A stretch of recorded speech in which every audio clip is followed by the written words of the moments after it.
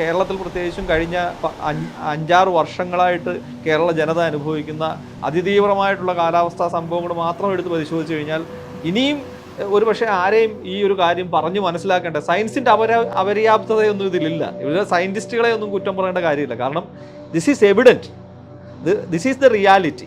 ഈ അടുത്ത സമയങ്ങളിൽ ആഗോളതാപനത്തിൻ്റെയും കാലാവസ്ഥാ വ്യതിയാനത്തിൻ്റെയൊക്കെ പാർട്ടായിട്ട് അറബിക്കടൽ ദ്രുതഗതിയിൽ ചൂട് പിടിച്ചുകൊണ്ടിരിക്കുകയാണ്. അപ്പോൾ അതിൻ്റെ ഉപരിതല താപനിലയുടെ ഒപ്പം തന്നെ അറബിക്കടലിൻ്റെ അടിത്തട്ടും ചൂടായിക്കൊണ്ടിരിക്കുകയാണ്. ആ താപനില അടിത്തട്ടിലേക്കും പോയിക്കൊണ്ടിരിക്കുകയാണ്.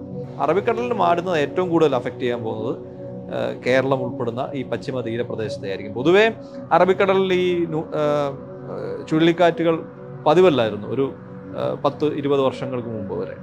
പക്ഷെ ഇപ്പോൾ അടിക്കടി ഇങ്ങനെ ന്യൂനമർദ്ദങ്ങൾ ഉണ്ടാകുന്നതും അടിക്കടി ഈ ചക്രവാത ചുഴി ഉണ്ടാകുന്നതും അതുപോലെ തന്നെ അത് ചില അവസരങ്ങളിൽ വലിയ ചുഴലിക്കാറ്റായിട്ട് പരിണമിക്കുന്നതും ഒക്കെ അറബിക്കടലിൻ്റെ ഒരു പൊതു സ്വഭാവമായിട്ട് മാറുന്നുണ്ട്.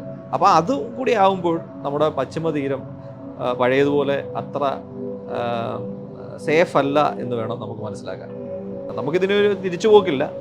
ഇതിനോടൊപ്പം ജീവിക്കാൻ മാത്രമേ നമുക്കിനി സാധിക്കൂ. അപ്പം നമുക്ക് ഇതിനോടൊപ്പം ജീവിക്കണമെങ്കിൽ നമ്മുടെ ജീവിത രീതിയിലും അല്ലെങ്കിൽ നമ്മളുടെ സംവിധാനങ്ങളിലും വലിയ തോതിലുള്ള മാറ്റങ്ങൾ ഉണ്ടായാൽ മാത്രമേ ഒരുപക്ഷെ കേരളം പോലുള്ള ഇത്രയും 100 കിലോമീറ്റർ വീതിയും 600 കിലോമീറ്റർ നീളമുള്ള തീരദേശം അടങ്ങുന്ന ഇത്രയും അതീവ പരിസ്ഥിതി ലോലമായ പ്രദേശത്ത് മാറ്റങ്ങൾ പ്രത്യേകിച്ചും കാലാവസ്ഥയിൽ ഉണ്ടാകുന്ന ഇത്തരം അതിതീവ്രമായിട്ടുള്ള മാറ്റങ്ങൾ ഏറ്റവും മുൻഗണന കൊടുത്ത് നമ്മൾ സമീപിക്കേണ്ട ഒരു വിഷയമാണ്. നമ്മളൊരു വലിയ ഡിസാസ്റ്റർ ബോംബിൻ്റെ പുറത്ത് തന്നെയാണ് കേരളം നിൽക്കുന്നത്. കാരണം പ്രത്യേകിച്ചും നമുക്ക് 2 മൺസൂൺ സീസണുണ്ട്.